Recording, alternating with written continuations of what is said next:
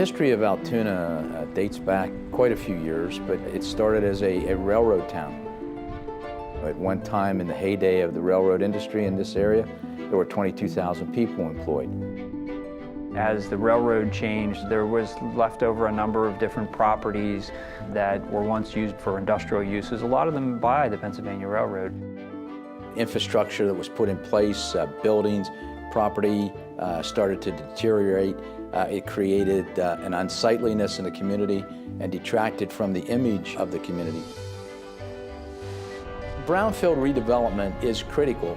We have a lack of suitable developable land in this corridor. We're between two mountain ridges and the I-99 corridor. Most of the prime land was spoken for. We tried to attract new businesses to the area that could be complemented with the skill sets we had and the infrastructure that was in place, including a large amount of industrial buildings. As a healthcare system, we were very concerned that if we were going to make an investment in a former brownfield, that we were going to ensure that it had the proper clearances and that we would have a viable property. For us here at Penn State Altoona, there were two factors driving our investment in downtown Altoona. One is the economics that were involved. It was a good business decision, but aside from that, we feel a very strong obligation to help support this community. We went through the Act 2 clearance program and got the assurances that we need that we could redevelop. Throughout that whole process, and even today, DEP and others maintain a very cooperative attitude with us to make this a reality.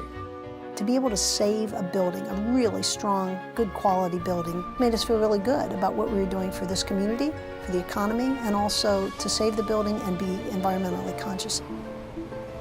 This is my hometown. I was born and raised here. I have 8 children, 14 grandchildren, and I want to see them live, grow, learn, be educated, work, and play in this community. And in order to do that, you need to encourage investment, reinvestment in the community.